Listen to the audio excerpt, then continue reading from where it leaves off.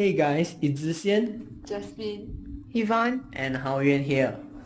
Today, we are going to talk about the elasticity of demand, and the topic is rice. What is rice?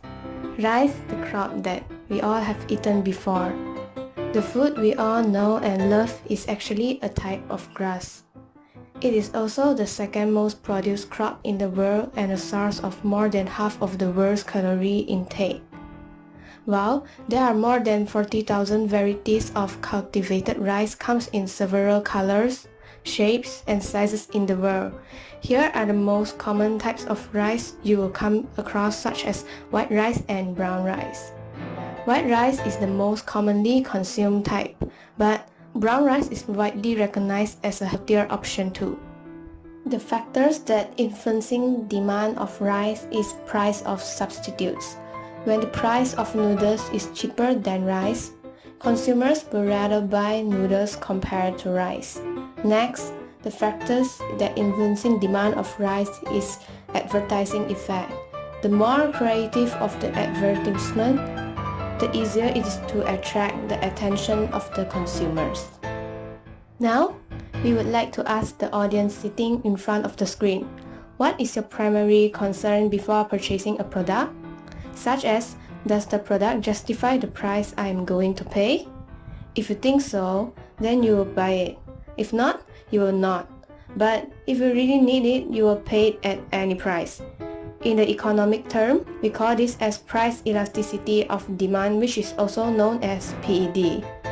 PED measures the responsiveness of the quantity demand due to the change in price of the goods itself, and it can be calculated by the formula of percentage change in quantity demand divided by percentage change in price.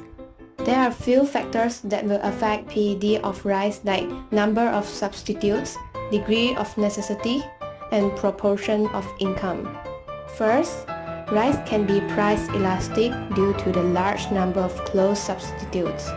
Some of the brands currently in the market are Jasmine Sun White, Bird of Paradise, Jati, Rambutan, and others.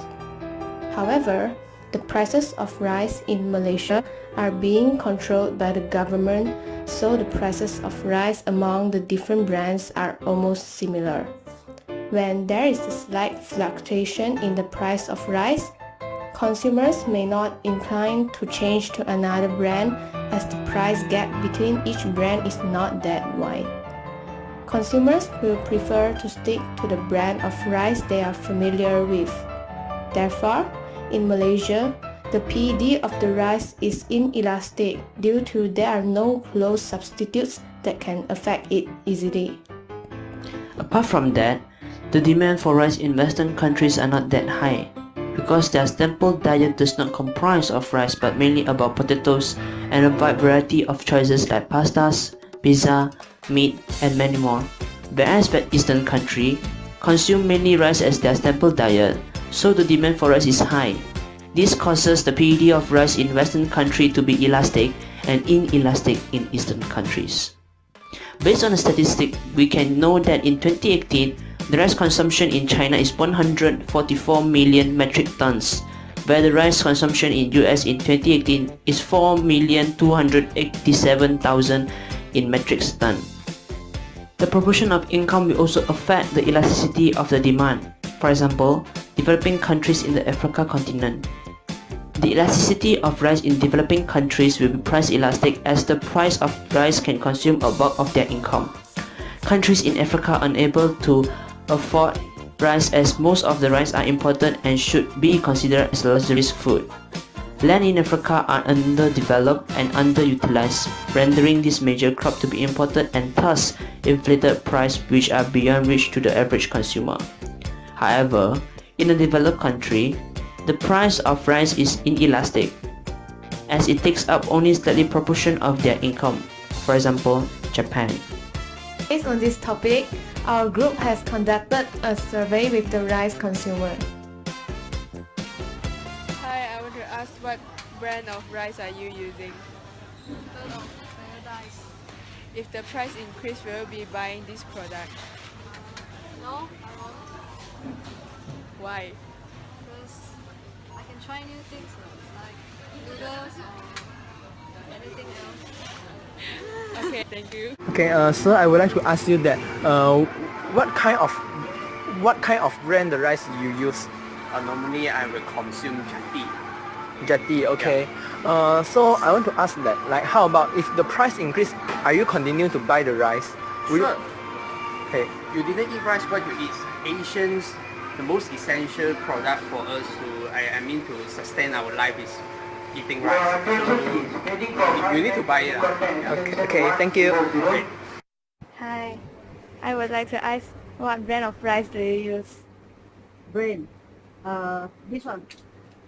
Bongo basmati rice. Yes, anything? If the price increase, will you still buy it? I think I will. Why?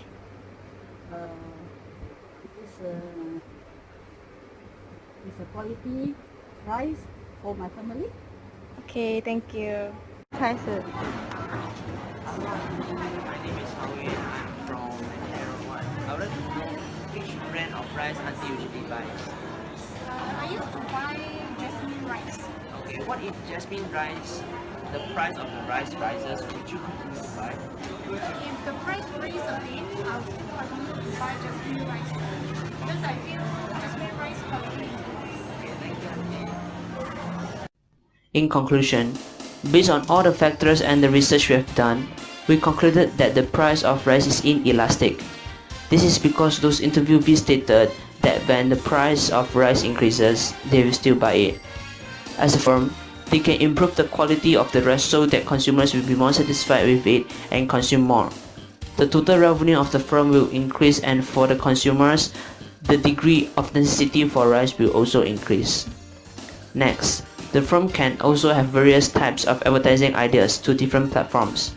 This can help them to attract more consumers as they get to know more benefits of rice. Therefore, people will not switch easily to buy another substitute brand. By using the strategies above, the price of rice will also be more inelastic.